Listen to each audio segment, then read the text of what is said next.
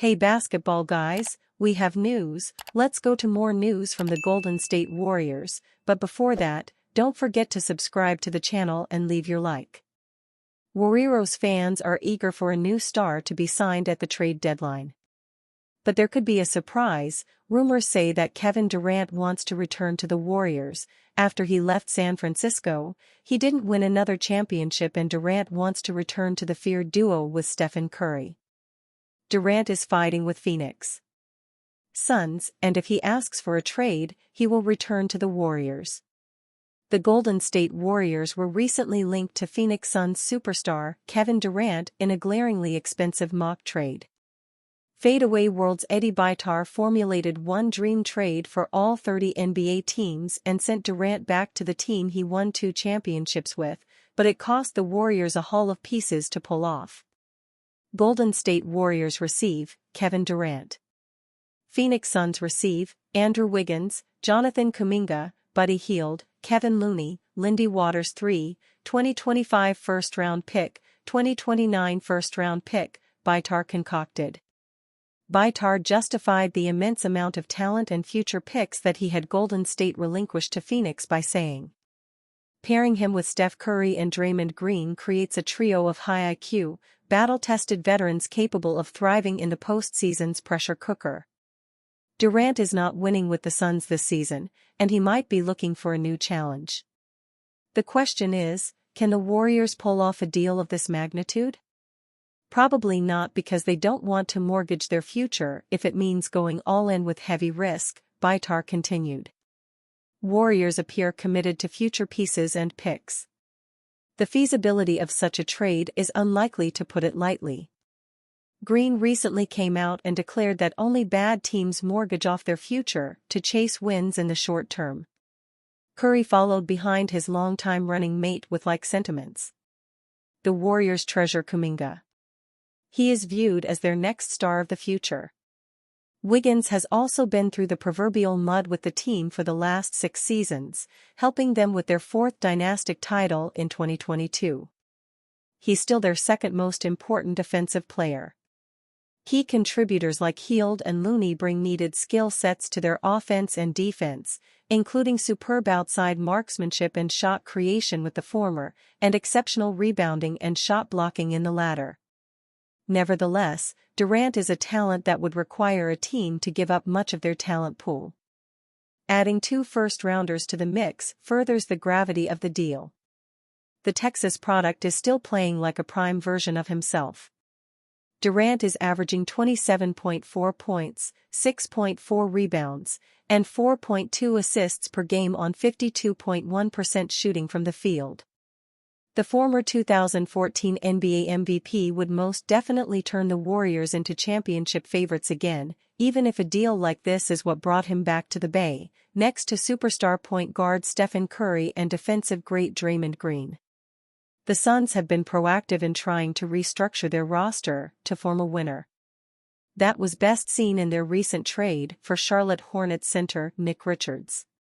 No matter if for any reason Durant becomes available on the block, Golden State would not lose anything from seeing what his asking price would be. Warriors are facing a Jonathan Kuminga problem that won't be easily fixed. JK could have significant leverage come the offseason. Jonathan Kuminga has now missed the last 6 games due to a severe ankle sprain suffered earlier in the month, with the Golden State Warriors going 2-4 record while possessing the league's 26th ranked offense during this period. The ankle injury came at an incredibly inopportune time for both Kuminga and the franchise, having averaged almost 25 points and 8 rebounds during the previous 6 games in a solidified 6th-man role, playing heavy minutes off the bench. Jonathan Kuminga could hold leverage over the Warriors in free agency. From a front office perspective, Kuminga's injury put a dent in his value as a potential trade candidate ahead of the February 6 deadline. It is also likely to make it slightly more difficult to trade him, given the ankle issue could well keep him out till beyond the deadline. That's not likely to matter anyway, given the bigger factor of there being little to no trade targets seemingly available that Golden State will be willing to trade Kuminga for. As Michael Scotto of Hoops Hype reported on Thursday, the 22-year-old remains a player Golden State is reluctant to part with. If the Warriors retain Kuminga beyond the deadline, then they'll have to prepare for his status as a restricted free agent in the offseason. Surely Golden State, having had numerous opportunities to trade the young forward during his time with the franchise, couldn't let Kuminga walk to another team for nothing? That's the problem the Warriors now face. If they don't trade him by February 6, they've essentially backed themselves into a situation where they must recommit to him on a significant, long-term contract extension in the offseason. This will give Kuminga leverage, so long as he can find a team, the Brooklyn Nets most likely, that will provide an offer sheet that forces Golden State to match. The Warriors will have to hope that said offer sheet isn't forthcoming, or that they can convince Kuminga to accept a more team-friendly deal before it reaches that point. There are plenty of analysts and fans that are rightly nervous about the Warriors paying Kuminga over $30 million per year, but what's the alternative? Perhaps a sign-and-trade could be worked out, yet usually the team losing the player never sees anywhere near fair value in return. One thing is for certain, the Warriors aren't going to let Kuminga walk after all the time and effort they've invested into him. That gives the former 7th overall pick leverage in the offseason, and makes for an intriguing period now before the deadline. Draymond Green explained social media apology to Jordan Poole. Green addressed his latest apology on his podcast. After the Warriors beat Jordan Poole and the Wizards at Chase Center last weekend, Poole's comments about how he loves most of the guys over there reverberated through Golden State's locker room. At least they reached Draymond Green. Green, who infamously punched Poole in a preseason practice before the 2022-23 season, publicly apologized to Poole on the social media platform X, writing, "I really am sorry." The Warriors never recovered from the incident last year, tanking their title defense effort. They traded Poole to Washington after that season, attaching a protected future pick to him for a year of Chris Paul. On his podcast, Green said he thinks it's time to put it all behind them. "I responded because it's been 3 years, let's move on," Green told his co-host Baron Davis. "It was kind of like it was looking for some sympathy. Keep wanting to make me out to be the bad guy. Move on, bro. It is what it is.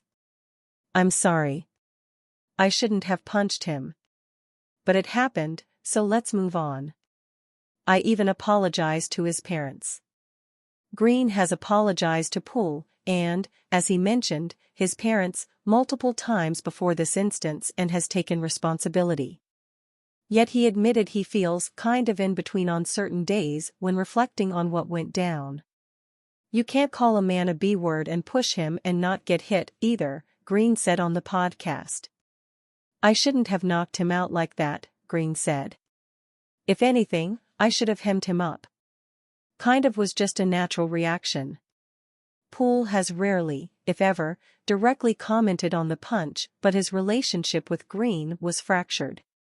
The Wizards guard has had a bounce-back season, averaging a career-high 21.4 points and 4.7 assists per game while shooting 40.2% from three. Against the Warriors, he poured in 38 points on 12-for-25 shooting. Warriors head coach Steve Kerr said he doesn't spend much time thinking about what could have been with Poole in Golden State, but roots for him.